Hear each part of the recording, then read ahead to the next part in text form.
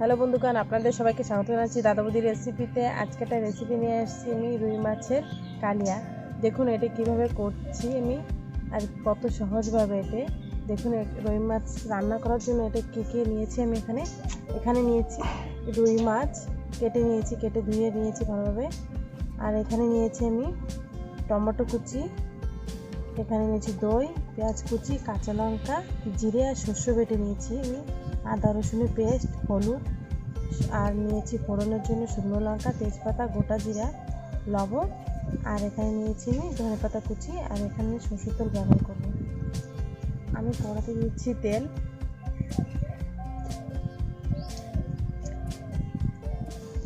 প্রথমে আমি মাছটা হলুদ আর লবণ দিয়ে মাখিয়ে নেব। আমি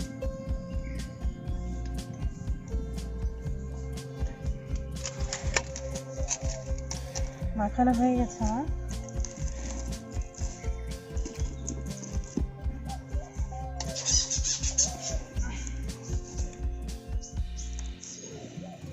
তেলটা আমার গরম হয়ে গেছে, আমি এখানে মাছগুলোকে ভেজে নেব।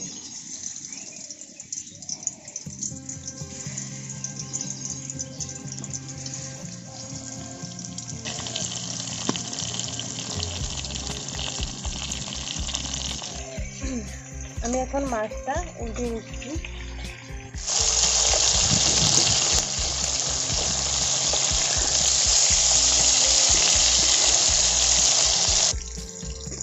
দেখুন মাছটা আমার ভাজা হয়ে গেছে, আমি এখন মাছটাকে নামিয়ে নিচ্ছি।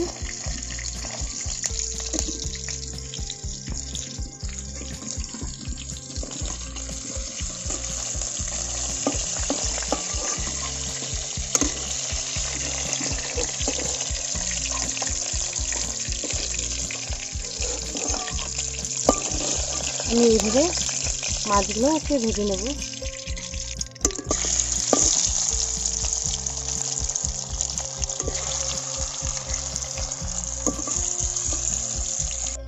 দেখুন এই হচ্ছে আমাদের গাছের লঙ্কা, বাজারে নেওয়ার জন্য লঙ্কাটা উঠিয়েছে।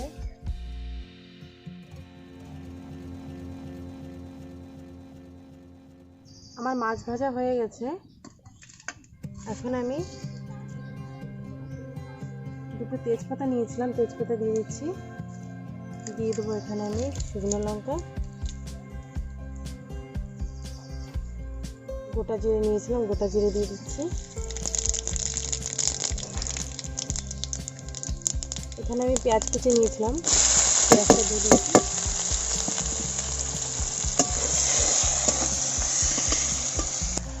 আমি এখানে অল্প একটু লবণ দিয়ে দিচ্ছি, যার জন্য কি পেঁয়াজটা খুব জলদি ভাজা হয়ে যাবে।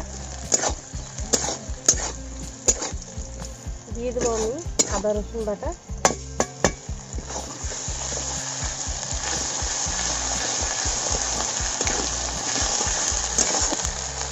দিয়ে দেবো আমি এখানে জিরে আর সরষে বেটে নিয়েছিলাম।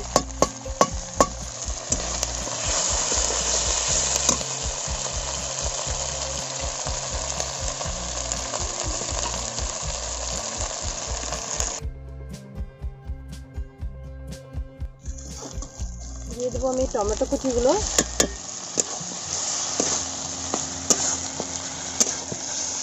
আর দিয়ে দেবো ওখানে আমি একটু হলুদ।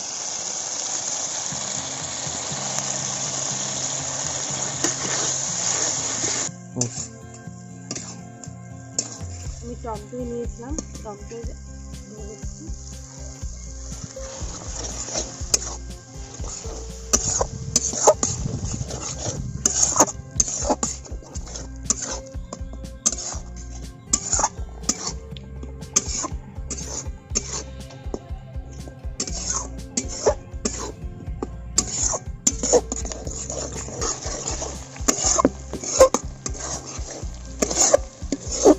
মাছের কালিয়াটা বাড়িতে অবশ্যই বানিয়ে খেয়ে দেখবেন, খুবই কিন্তু ভালো লাগে।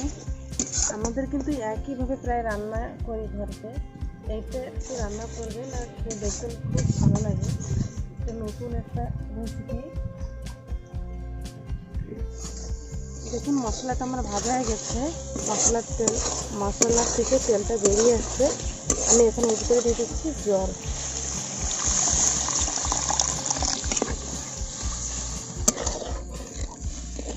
দেখুন আমি কিন্তু আগে লবণ দিই নাই, পেঁয়াজ ভাজার জন্য অল্প লবণ দিয়েছিলাম, তার জন্য লবণ দিয়ে দিচ্ছি।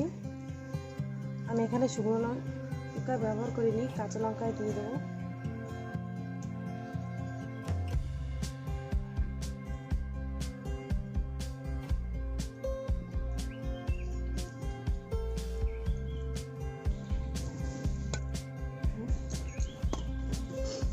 দিয়ে দেবো আমি ভেজে রাখা মাছগুলো।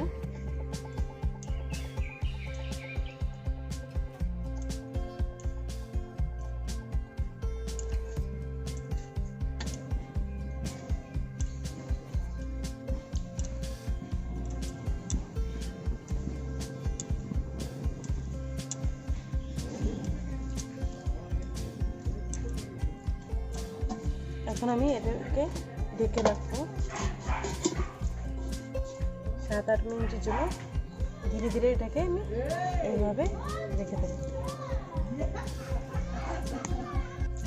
সানাইকা, তুমি মাস্ক পরেছো করোনার জন্য? দেখি করোনার একটু বের করো মুখ থেকে।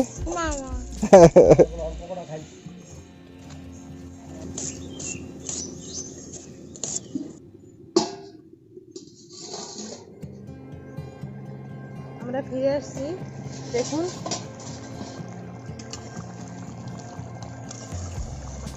রান্নাটা কিন্তু বেশি ঝোল হবে না, গামাখা মাখা হলে আরো ভালো হবে।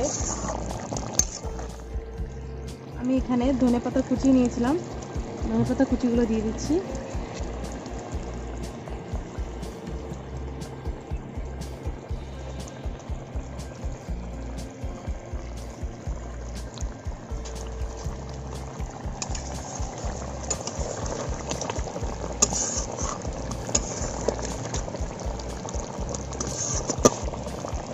রান্নাটা হয়ে গেছে, আমি এখন এটাকে নামিয়ে নিচ্ছি।